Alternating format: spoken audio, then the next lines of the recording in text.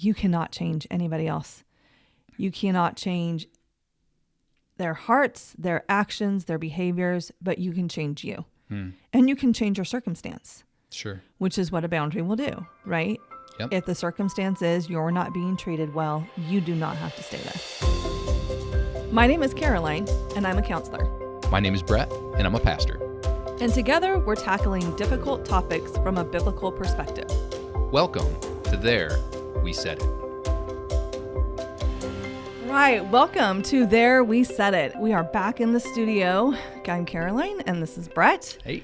And first of all, can we just say how awesome it was to see the response from this thing launching last week.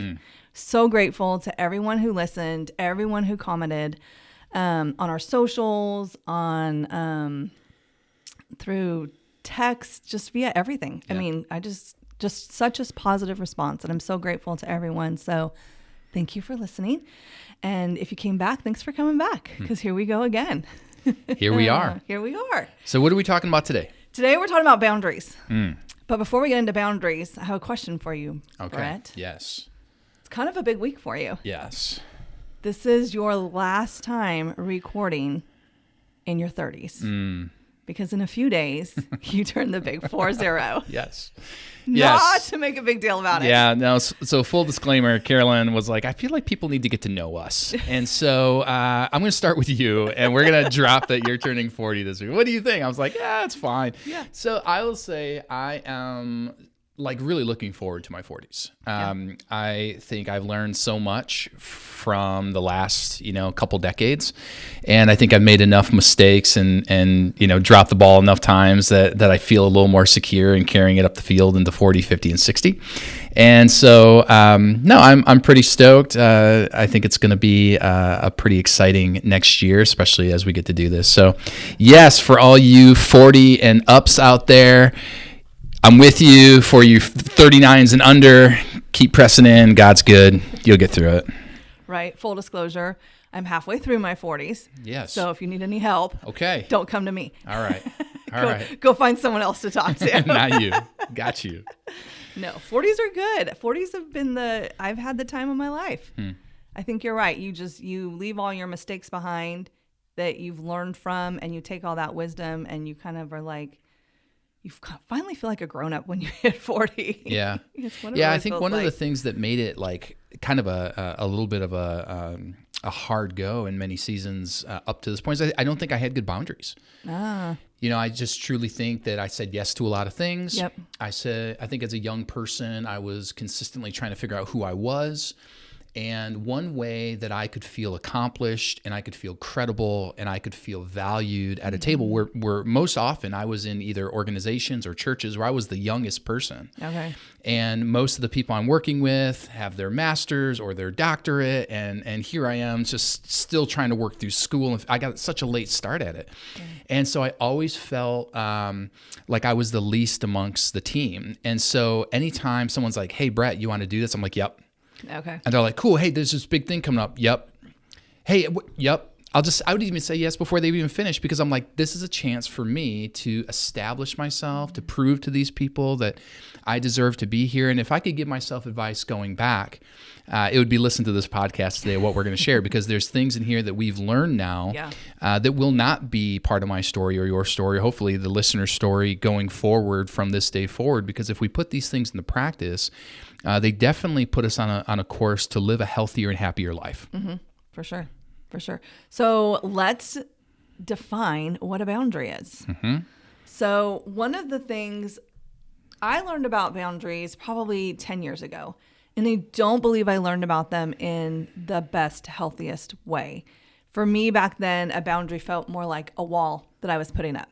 And it kept that person that was hurting me, it kept them away from me. So I just kind of built some walls.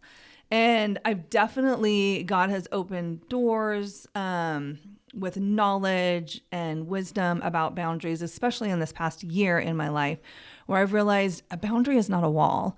A boundary is something you lay down. It's not something you put up. It's like a path. It's saying, here I am on this side of the path in my health. This is where I'm healthy, standing right here. If you want to be in relationship with me, you can walk this path and then be in this healthy relationship with me. But if you choose to continue to do this thing that you're doing that's negative in my life, then you're choosing to walk another path that's walking away from me, and therefore there won't be a relationship here. Interesting. And so I'm not moving. I'm going to stay here in health. And you have the choice if you want to move towards me or in that health, or you want to move away into unhealth. Got you. So that's a little bit different than maybe some people are thinking of right now, where a boundary is something you lay down as a pathway versus a wall, right? Because I think most people think about boundaries like we think of borders. Borders have walls. They have starts and stops. So for someone who's thinking, well, man, I've always thought, a boundary is a wall that I need to put up. What's the problem with walls? Why lay down a path versus a wall? Well, a wall keeps everything out.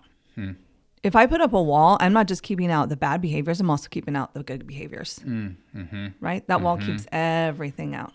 A path, the good can still come down the path. Yeah.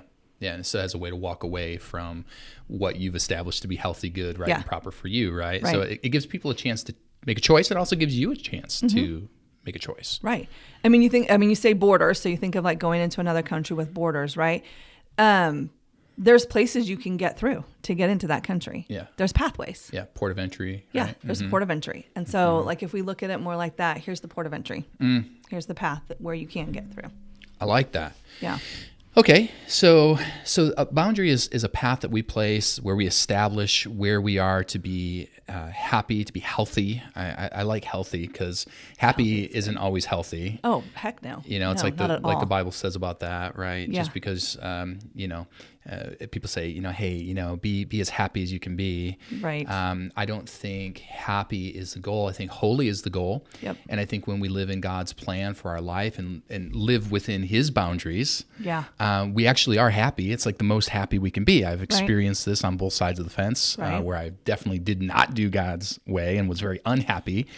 Eventually, but in the moment was very happy because sin feels good, versus walking on the side of God's precepts, His boundaries, and of course learning that holy is the goal, which actually makes me happy. So I like talking about boundaries from the sense that boundaries are biblical. 100% they're biblical. I mean, it starts right in Genesis when God tells Adam and Eve, you may not eat from this tree.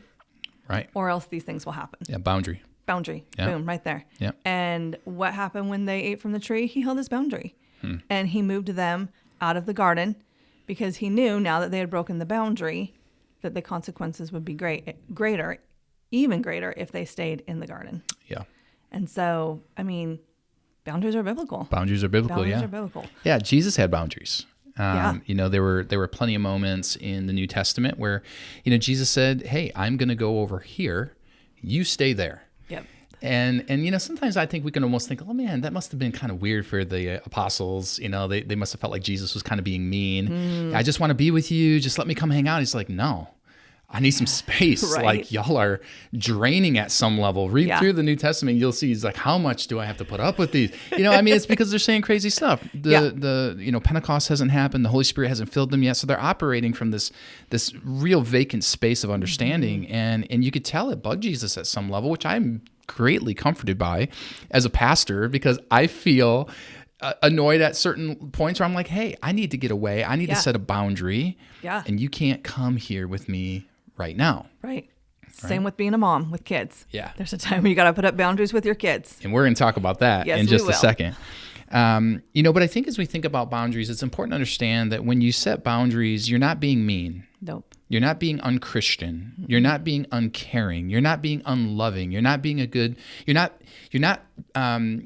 not being a good supporter or a good husband or wife. Boundaries actually enable you to be the best possible all of those that you can be. And I think for a lot of people, they haven't even experienced the good that they can bring to a relationship because they haven't set good boundaries. Right. And so they're just miserable because they become that yes person, or they become that person who just bears it all and then goes home and is so wiped and drained from that relationship because, they haven't set boundaries. Yeah. So going back to biblical boundaries, do you have any really good examples from the New Testament of boundaries?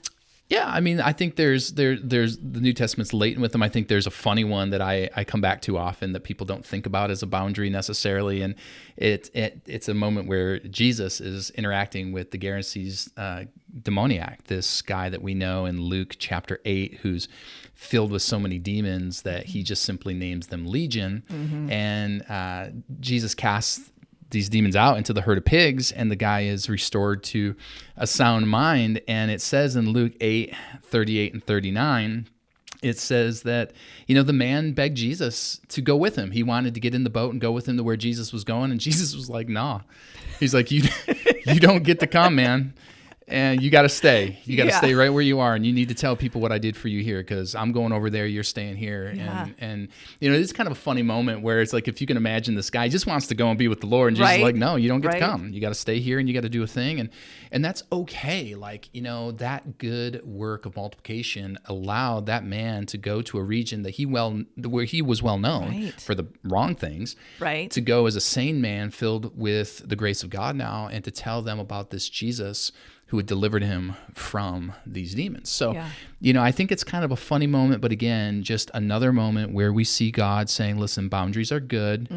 We don't always have to say yes just because people think we should. Right. And it doesn't make us a bad person because we say no. Yeah. And boundaries aren't just for us, because in that, Jesus knew, like, no, you need to stay here because there's work for you to do here. Right. And if I say yes and you come with me over here, who's going to do the work right here? Yeah. Yeah, exactly. Yeah.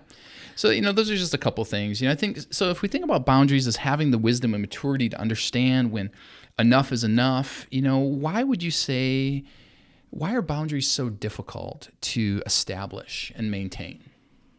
Well, I think we even talked about this last week. I'd say number one, being a yes person, we're people pleasers and we have pride.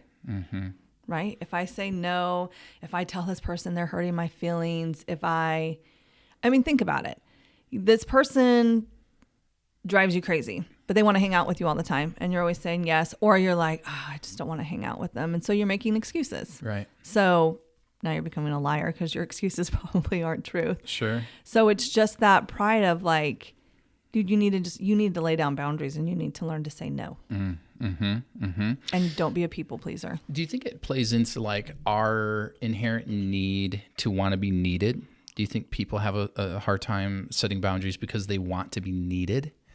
Yeah, I think a lot of times people, it's the need thing, and it's thinking I can't get this from God maybe, or I don't feel like I'm getting it from God. I got to go get it from a human being.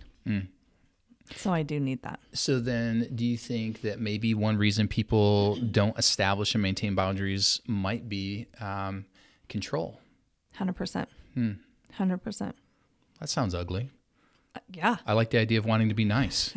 I just want to tell people, well, I didn't say no because I want to be nice. I don't want to say I wanted to be in control. Yeah, but you are in control because you're trying to control their narrative of you, in a sense, right? If I say yes all the time, I'm that yes man, I'm that reliable guy. I'm responsible. I'm in control of what they think of me. That's interesting. I think that guides and governs a lot of our decisions. I know that going back to the opening story about the early years of my ministry, it very much was about controlling that narrative. I wanted people to think I was able, I was a good guy, I was a team player. Yep.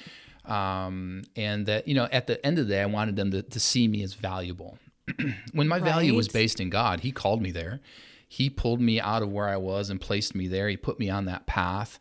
He had given me favor. He had given me opportunities. And yet I was still so consumed with how my peers saw me that I was willing to run myself through a ragged ringer. I remember there was a season, this is going back probably over 10 years, where I remember talking to my wife about my week, and I was like, yeah, I got, 4 men's groups today. I got 4 men's groups tomorrow. I'm teaching on Thursday. I'm going to go serve at the mission. I got, I just went through this list, and I just remember looking at me. She's like, that is way too much. And I was like, yeah, but who's going to do it? Like, they asked me to do it. They said they wanted to do it. They wanted to meet with me.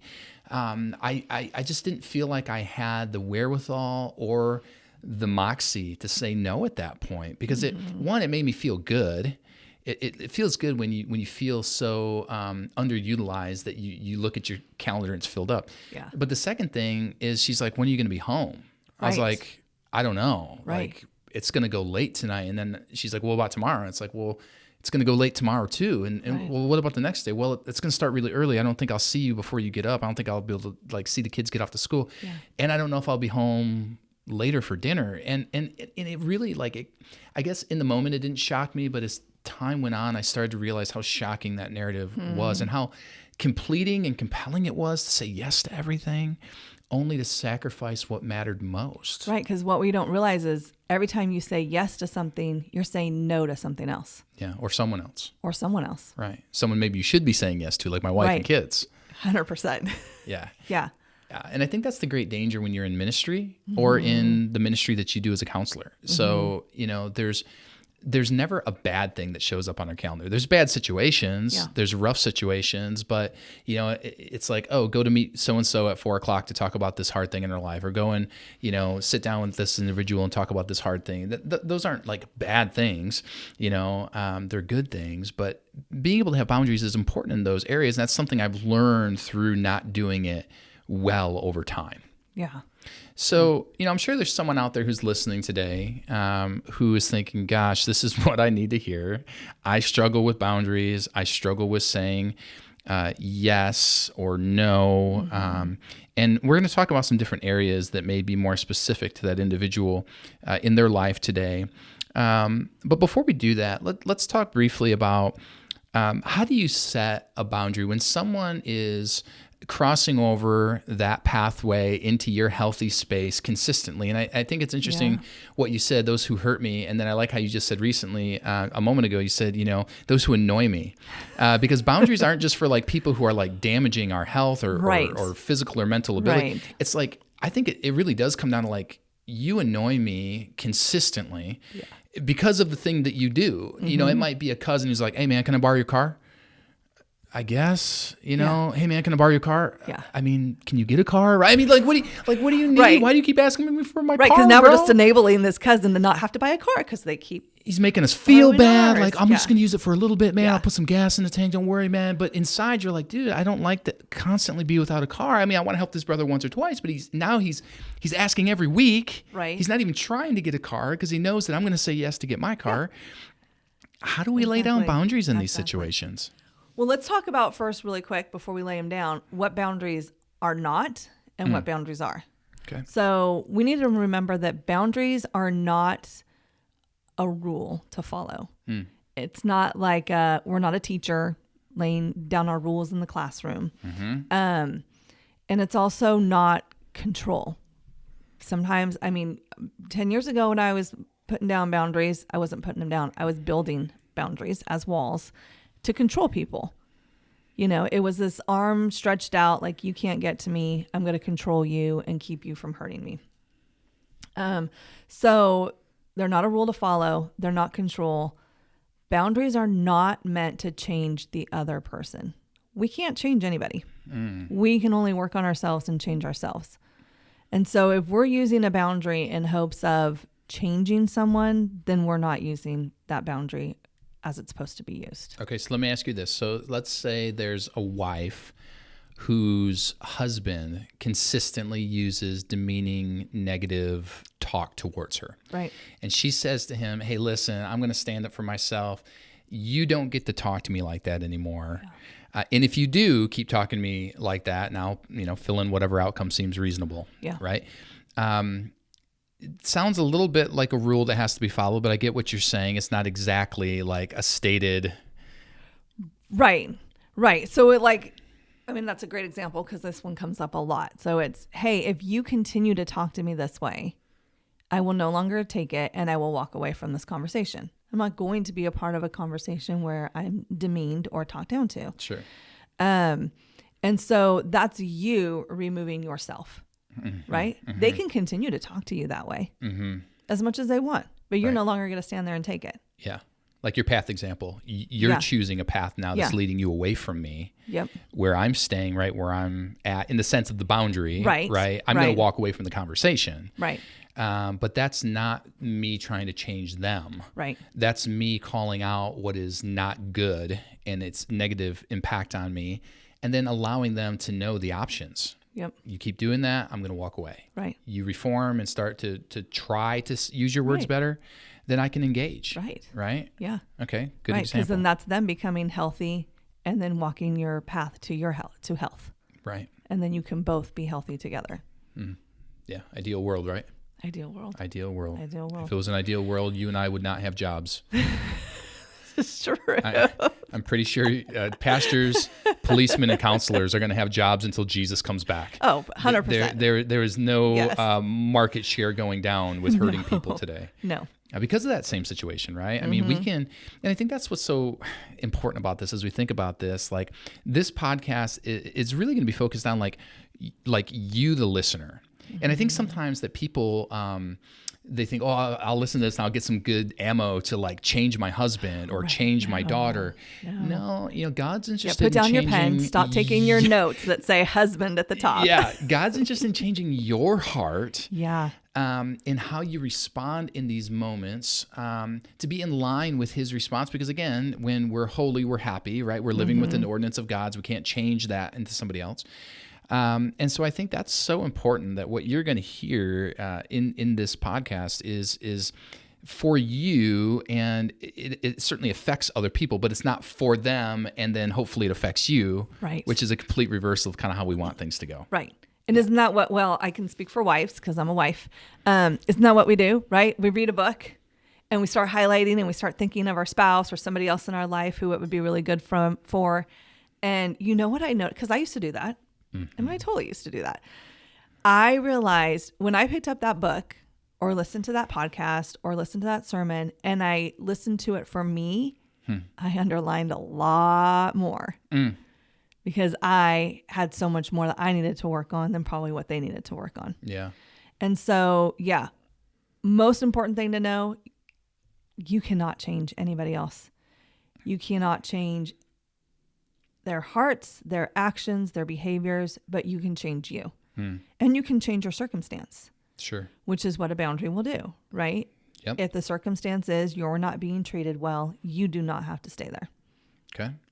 Not at all.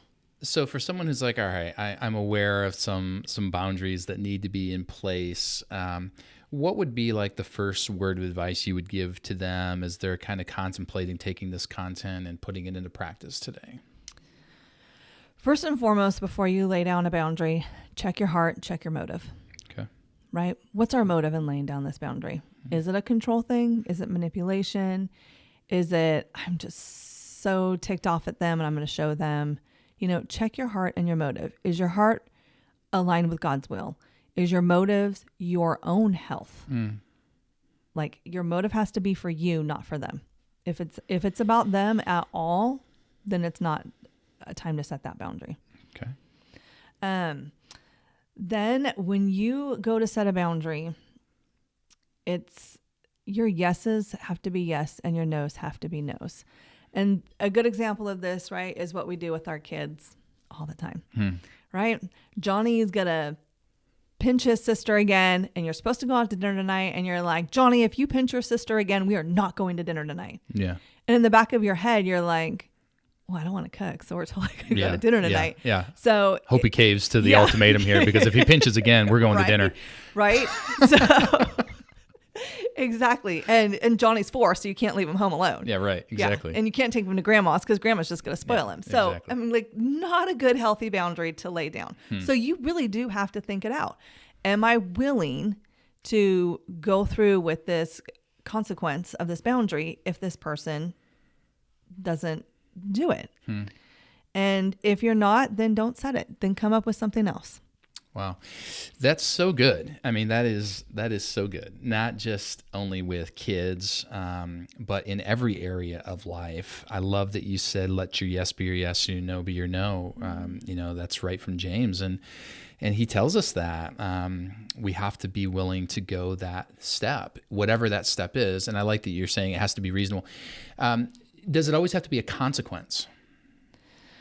No, and I see that's the one thing I've never been able to come up with another word other than consequence for boundary, right? Because consequence does sound like it's a rule, they're in trouble, I'm shaking my finger at Punishment, them. Yeah, a punishment. So I've never just I've never heard of another word used for it, and I've never been able to come up with another word. If somebody can, please tell us. Yeah, put it in the thread down below, Yeah. or send us a note if you have a good word that would word. define, what is the outcome. If it's not a consequence, because I don't think it's a consequence. It certainly is an outcome. That can have positive or negative impact, but that's an interesting thought. I'll have to think about that a little bit. I haven't really thought deeply on that, because I think I often use it as a consequence too, and I don't want it to be that, because again, our motivation is not to punish. Our motivation is to restore and to bring hope and to bring a wholeness of life that helps us live a happier life, because we set good boundaries, and hopefully will encourage the individual who's infringing upon our boundary with consistency to live a happier and hopeful life as well. Right. But again, that's between them and God. Right. Because one thing a boundary is it's a way to fight for a relationship. I mean, people don't necessarily think that. They think I'm putting down boundaries, so I'm ending this relationship, or I'm just not going to deal with the relationship anymore. But that could not be further from the truth. Okay. Right? It is a way to fight for the relationship, saying, I am not going to enable this negative behavior any longer. And I am going to be free to speak the truth in love in this relationship, as opposed to walking on eggshells all the time. Okay. Because it's not healthy to be in a relationship where you are walking on eggshells all the time. Oh, if I say this thing, or if I act this way, or if my hair is not perfect, this person is going to make a comment. Yeah. And so I'm just tiptoeing around this relationship. But in that, I'm enabling their negative behavior. Sure. And so by laying down that boundary, I'm saying, hey, I'm no longer going to put up with this behavior. I'm going to be healthy over here now. I would like you to be here with me in this health. And then that's their choice. Am I going to continue the negative behavior in my unhealth, or am I going to work on myself so that I can then come back and we can have a healthy relationship? I love that. I don't think people often think of boundaries existing to fight for a relationship. It's a ground that you cross and we lose a relationship. So Which happens too. Which happens too, right? But I love that idea that boundaries are there to enable healthy relationships, not break them off. Now, full disclosure, right? There are relationships that the boundary is we can't be in relationship anymore. The person is too toxic, too hurtful, too dangerous, and they don't want to work on themselves. They're just schizophrenic in their approach to us, and it's too much. And again, there's biblical guidelines for that too, to say, hey, you know what? Bad company corrupts good character. We always think that that's just some axiom in the world. That's right from the Bible. Bad company corrupts good character. Right. If you hang out with people who are constantly dragging you down and pushing you down and making you feel less than, don't be surprised if you don't live a life that feels less than. Right. Because that's the company. And if you surround yourself with people who pull you up and are encouraging and they're for you and they support you, don't be surprised if you don't start living a life that's a little more uplifted, a little more encouraged, because that company directly affects how you feel as you go through life. Yeah. Yeah. Yeah. Okay, so we have a couple steps there in place. I love what Dr. Henry Cloud and Dr. John Townsend wrote in their best-selling book, Boundaries, Setting Boundaries. So we know when to say yes and how to say no to take back control of our life. That's the title of the book. Pretty good title, given the content. Been around for a long time, used it, read it, used it in counseling, used it in my life, different things. They write something in here that I think is pretty piercing. They say setting boundaries has to do with telling the truth. And that's kind of an interesting thought. It's the idea that we need to be honest with ourselves and with others about what's going on. Yeah. And in spite of that fear arrow that hits us, well, if I'm honest with them about how this makes me feel, again, insert all the wrong things we already talked about. They won't like me. They'll think I'm mean. I'm a bad Christian. I'm a bad volunteer. I'm a bad husband, wife, sister, brother, whatever. We have to be honest in that moment to say, no, in the name of Jesus, I am not those things because I say no. I am a healthy, wholehearted person who is trying to live the healthiest life I can, with the reality that I may have to say no to some things. Yeah. Yeah. Yeah. Ephesians 4:15, speak the truth in love. I mean, we're called to do that. Yes. That's not a suggestion. No. No, it's a guiding principle for life. So let's just take this down to brass tacks. We need to set boundaries, and that's about telling the truth. And so there may be some places, I'm just going to go through a couple common places. There's probably more places than this, but this probably covers a good amount of places we're going to need to set boundaries. Let's talk about setting boundaries for self.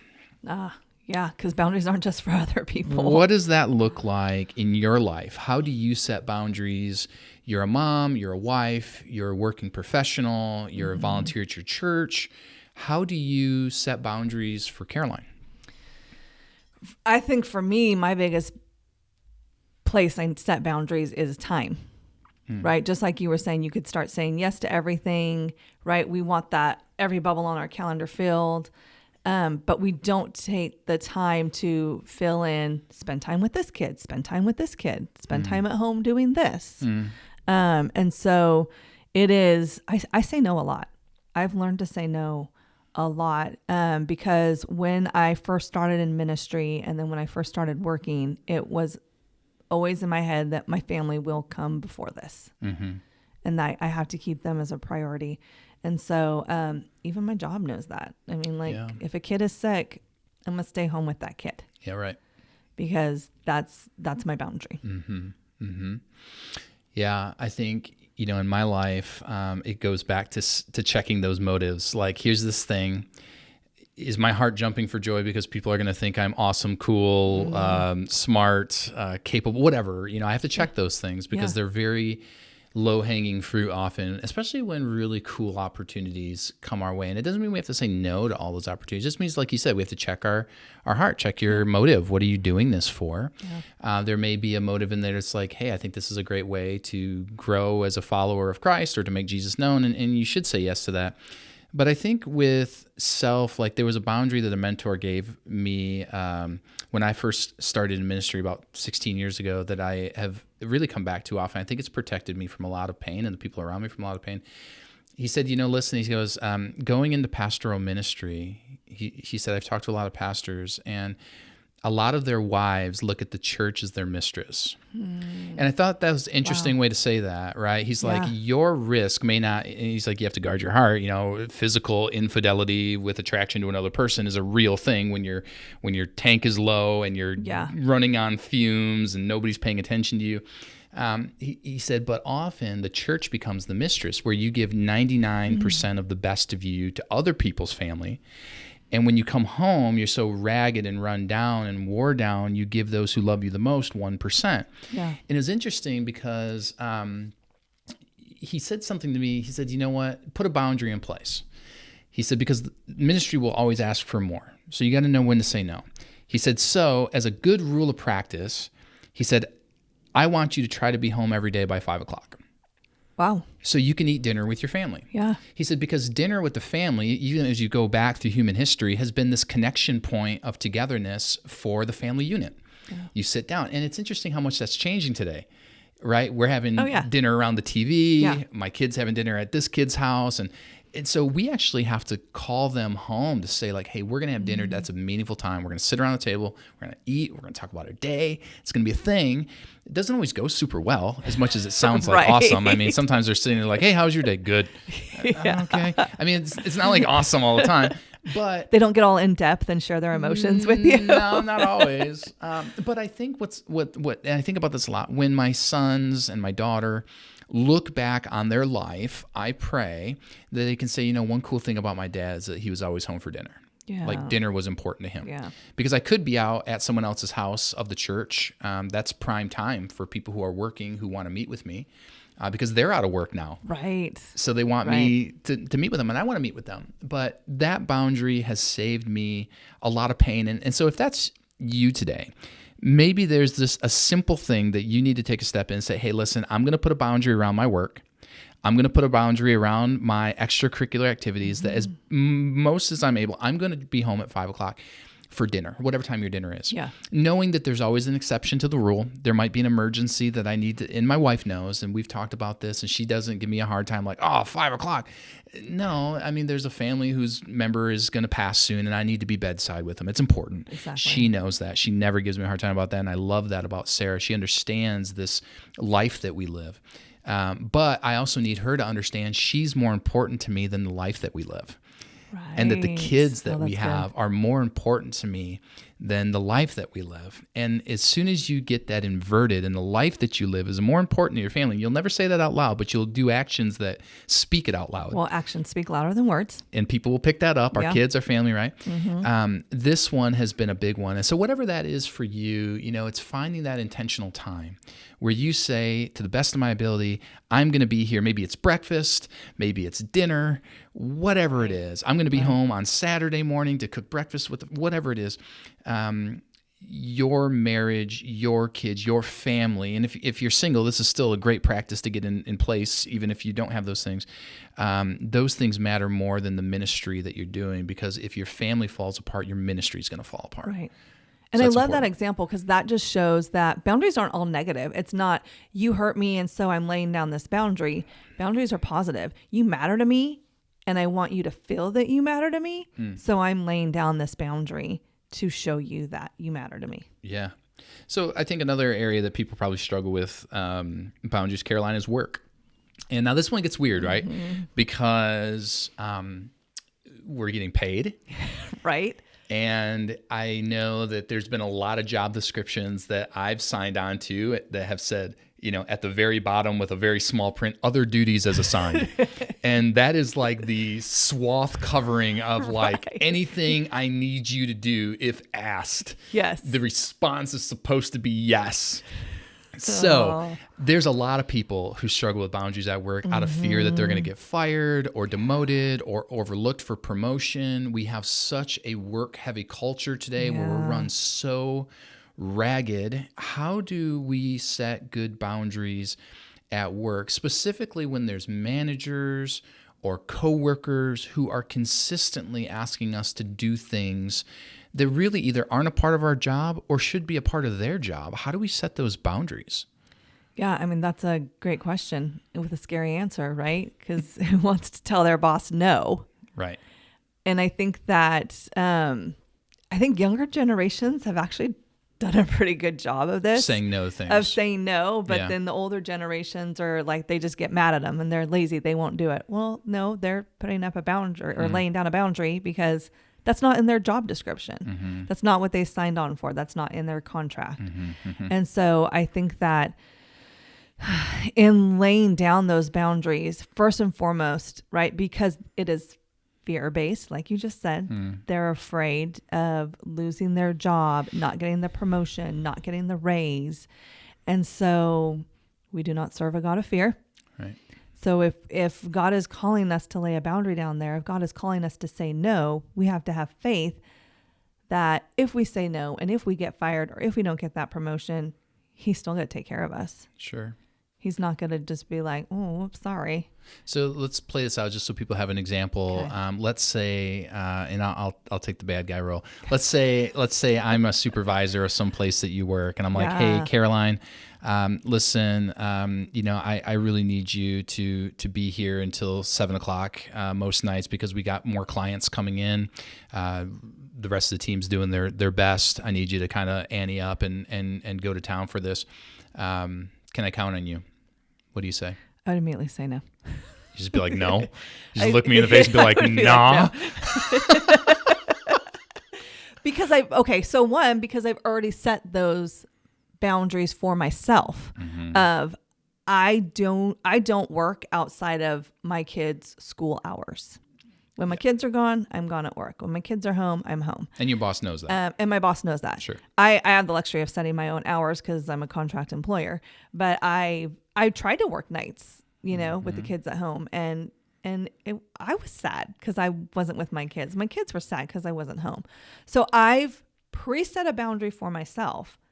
And because my yeses mean yes and my no's mean no, even to myself, that now when you as my supervisor, you come and ask me that, I already know.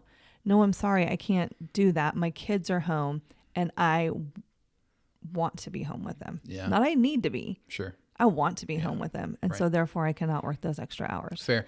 And I think the other thing that's helpful then is to share that boundary with your employer, right? So sometimes I think we hold people in authority, bosses, in contempt because in our mind, we've said it 1,000 times. I'm always home at 7:00. They've never heard you say that out loud ever once. They've never seen it in writing. They've never ever heard that. Right. Because again, we feel fear like, I don't want to say that out loud. I mean, if it comes up, I guess it comes up. But then when it comes up, we feel like our back's against the wall because they have no idea. And then if we emotionally say like, well, hey, I need to be home at 7:00 for my kids, be like, I didn't know that. I mean, is that a thing? So I think it's important that if there's those boundaries that we have in place that we know are good, that we do share those with people who have some sense of authority so that they're not taken aback. And I would say, too, that, when somebody comes to us and says, hey, I need you to work until 7, that's your new reality. And they know that we've shared those boundaries. We can say, hey, I appreciate you thinking of me so highly to take on the extra work. But as you'll remember, I shared that like a boundary for healthy living for me and for my family, which directly connects my productivity, health in this job, is that I need to be home by this time every day because it's important. And I will do all that I can to try to help the team and pick up these extra appointments. However, I am not willing to sacrifice my health and wellness and my effectiveness in this job just to say yes right now. Right. And so while that sounds like maybe like a perfect situation and we all like, oh, wouldn't that be nice if that just kind of happened like that? You said it way nicer than I did. Yeah, sure. But I think it just goes back to that idea that if the people know what our boundaries are, right? So we have to disclose that. Just saying it 100 times in your head does not disclose it. No. And that it's that way with any time we're laying down a boundary with someone. We can't just all of a sudden like they talk mean to us and we just walk away and they'll be like, what just happened? Right. You have to let them know. Yeah. I've laid down this boundary. Yeah. Yeah. So for all you who are great at having conversations in your head, but telling no one what's going on in your mind, you probably got to get it out there in some way, shape, or form. And it might be good to even run it past someone you know, love, and trust. It's usually not best to just throw that out in a tension-filled moment with a boss. You might just once say it to your husband or spouse or your friend or family and just say, hey, this is something like if it does come up, I just kind of want to have a once through just so I kind of know what I would say. Okay, so that's and there's all kinds of topics we could go into with the work thing. You can send us questions. You can write us whatever you want to do there. Here's one that I know a lot of people think about, and that is boundaries with our kids. Boundaries with kids. Yeah. How do you do that? How many kids do you have? I just let my kids walk all over me. I'm a nice mom. Are you? I don't know. Oh, I think you are a nice mom. I don't think you let your kids walk all over. No, I literally just told my 11-year-old son last night. I told him no. And he's like, but why, Mom? And I said, because if I always say yes, then that doesn't make me a great mom. I got to say no. I have 3 kids. 3 kids. Yeah, I have 3 kids.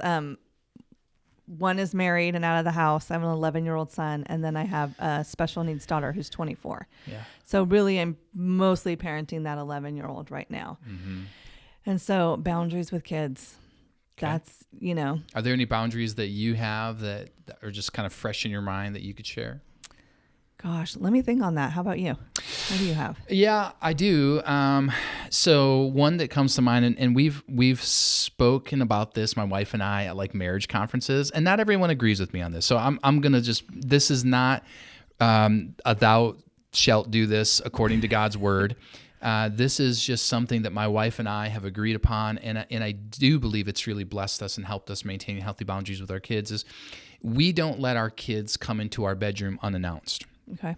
So if mom and dad are in our room, you don't get to just walk in and be like, hey, what's up? I'm hungry. Like, that doesn't work. And there's a myriad of reasons why you shouldn't do that. Yes. I might be changing. Do you want to live with that image for the rest of your life, kid? I'm trying to help you, right? Okay, right. Amen. This is keeping you your see kids your healthy. Mom changing? I mean, come on, son. That's not a great thing to linger in your brain, brother. Right. So there's this practical reality. Who knows, right, what's going on there? But for us, that is a sacred space. And I've counseled a lot of couples who are going through marital hardship and intimacy issues. And when I ask them about their sacred space of their bedroom, it's not sacred at all, meaning that kids have free reign to come and go as much as they want. They can come in the middle of the night, sleep between mom and dad. Well, I can't understand why I'm not intimate with my wife anymore. Could it be that there's a 2-year-old that lays between you? Right. It's kind of hard to bring intimacy in the room when you Exactly. have a toddler in there. And then, the husband might get upset or the wife might get upset and say, well, why do you let him come in the room? And often it comes down to boundaries again, right? I don't want to be a bad mom. I don't want to be a bad dad. I don't want them to think they're not loved. My parents, never let me into their bed when I was there, whatever it is. Yeah. And for us, it's not unloving. It's actually like very loving to say like, hey, if you're sick or if you're scared, like you can come in and we will settle you down. We will calm you down. In a rare instance, we'll even let you stay in the room with us if that's what is needed to get you over the hump of whatever you're going through. But I would say 95% of the time, we embrace that moment, we hug them, we love them, and we're like, all right, now go back to your room and go lay down. And so it's helped us maintain boundaries for intimacy. It's helped us maintain that sacred space because that room is a sacred space. And there's times that we retreat up there when we need space from the kids. So y'all are watching TV downstairs. We're watching TV upstairs for a minute because we're overwhelmed with all the crazy. I have 4 kids, all young, right? 13, 11, 10, and 4, 3 boys, a little girl. Yeah. And it's loud and nuts all the time. So there's times that we're like, listen, we're going to pull the role of Jesus. We need to withdraw to quiet and lonely places. And so that we go there. And then it's always funny because the kids will knock on the door and they have to say who they are and what they want. So they knock on the door. Who is it? It's Jetson. All right, cool, Jet. What's up? I want to get some cereal. Great. Do you know where the cereal lives? Yes, I do. Awesome. How about the bowls and spoons? Yep. Awesome. Sounds like you're well on your way to getting yourself a bowl of cereal. I can see my wife. She's like, well, I'll go get it for him. I'm like, no, babe, don't go get it for him. Let him get his own cereal. Yeah. He can do this. Yeah. Now, if he's like, hey, this is Jetson. I think I'm going to throw up. Yeah, we're going to come out. Mom's probably going to rush in there. And she's way better at that than I am. And that's fine. But this little thing has helped us have a healthy marriage. Yeah. And the kids don't look at it as unloving. They just look at it as a boundary. There's a pathway here my parents have set. I'm going to choose how I'm going to deal with that. And to this day, I think it's actually worked very well for everybody. Yeah. Now, again, everyone's not going to want to do that. But if there's a sense of like, well, I would never do that, just check your heart. Ask why would you not want to have a sacred space for you and your spouse? Yeah. And why would you let it constantly be populated by other people who are going to draw you away from each other? Just ask yourself, because there might be some answers to your point that you don't want to look at, that maybe you need to look at. So just some thoughts of thinking. That's a boundary I have with kids. We did something similar when our daughters were younger, because we have a big age gap between our daughters and our son, and they had a very early bedtime, and it was earlier than all their friends. And I can't remember the time. I'm sure my daughter would be shouting it out right now because she still brings it up. They had to go to bed at a certain time every night. They could read for a certain amount of time, and then it was lights off. And that was for our sanity, for our marriage, right? That was our sacred time. We knew, hey, the kids are in bed by, we'll say 7:30. And we had from 7:30 until 10. That was just our time. And people they thought that you put your kids to bed that early? You bet I do. Yeah. With freedom for them to express themselves, enjoy however they deem best. Right. Absolutely we do, right? And we can say with a smile. Okay, so one more little place as we think about, where boundaries need to be, it's with church. Like, we're both Christians, right? Not only do we serve in the church, but we are the church. We're part of God's body. Yeah. And there is no shortage at any church you attend of opportunities for somebody to step in, to serve. They constantly come up. Yep. The old adage, I do think is true, right? 20% do 100% of the work. Yeah. It is true. Yeah. And I think different churches, that equation might vary a little bit.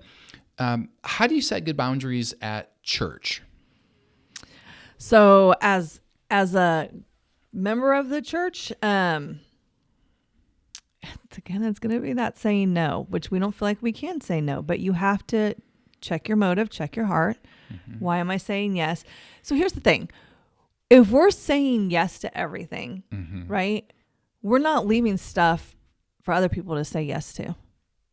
So if that 20%, and usually it is those gung-ho people, which God bless them, right? Because we need them. Yeah. But now they're doing everything and they're becoming bitter because they feel like nobody else is doing anything.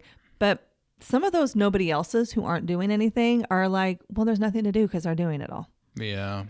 Yeah. So false, like a misconception of what's actually happening, right? Yeah. So you have to step back and say no and maybe leave a space open that maybe doesn't get filled, but hopefully does, because someone will see it and go, oh, look, there is actually a place for me right there. People will feel the necessity when for weeks you say, hey, listen, we don't have enough volunteers in kids ministry. Right. If we don't get more volunteers, unfortunately, we're going to have to start closing rooms in our kids ministry. And you show up that one Sunday and they're like, sorry, we didn't have volunteers for your 4-year-old. You're going to have to bring them in service. You're like, okay. Oh, I've been in a church where that's happened. This just got real. And you know, this really happens at churches. It really happens at Calvary where I pastor, and we're committed to that. If we say there's a need, there is a genuine need, and we're not going to risk someone's safety or wellness or experience to just throw a bunch of kids in a room and put a couple bodies to be in there to be at ratio. We're just not going to do it. Right. We'll close that room and say, you're going to go be with mom and dad and worship, because that's a good thing too. Yeah. However, we believe kids worship best at their level, and that adult big service isn't always at the level that they worship best in. So we want them to experience that. That takes volunteers. So that's the church leadership setting great boundaries. Yeah, we're not willing to go down this road until we get the right people in the room. You know, I think you're right. All this goes back to the ability to say no. Yeah. It goes back to checking your motives. The biggest boundary word is no. It goes back to understanding that you have to hold to your boundaries. And, you know, just as a closing thought on the church thing of saying yes, while there's probably a lot of people listening to this, they're like, yeah, dude, I say yes probably too much. You know, I would just give some encouragement to the person who doesn't say yes to anything. There's some things that when you hear about it and your brain's like, oh, somebody else will do it, trust me, they won't. If there's like, oh, there's people better at me than doing it, trust me, there's probably not. You probably need to say yes to something. You know, if you're sitting in the pew 99% of the time and you're like, man, church is great, and I come and I go and it's like, yay. Just know there's an opportunity there for you to use your gifts, talents, and abilities. You're going to give an account for what you did while you had time in the game to the coach himself. And that ain't me, that's God. And so, you know, use your gifts, talents, and abilities to build God's kingdom. You might have to say yes. But for those who are saying yes all the time, you may have to say no. To open a place up for someone to say their yes. Right. Amen. Amen. All right. Well, to wrap this up, I think, you know, the end of the day, we would say setting boundaries can be difficult, as we will have to grow in wisdom. We're going to have to grow in self-control. And we're going to have to be okay with the idea that people may not understand why we're saying no. But to not set boundaries and to say yes to everything is far worse. Burnout, fractured relationships, abuse, as well as poor mental health are all too likely of an outcome that both of us see all the time. And so you can take a step today in setting down good boundaries by evaluating your heart, taking a gut check, making sure your motives and ambitions are right, that you're not trying to spin this in a direction that God said, I don't need it spun. And that you're going to have to be firm that when you say you shall go this far, no further, that you actually hold to your boundary so that people understand that you're serious. And if Jesus saw the value in setting firm boundaries, then we must as well. And will people always understand the boundaries that we set? I doubt it. But there, we said it. Thank you so much for joining us for this episode. If you want to stay informed about our podcast, you can follow us on Instagram, Facebook, and YouTube. And if you ever have any questions, please reach out to us at contact@therewesaiditpodcast.com. We'd love to chat with you more there.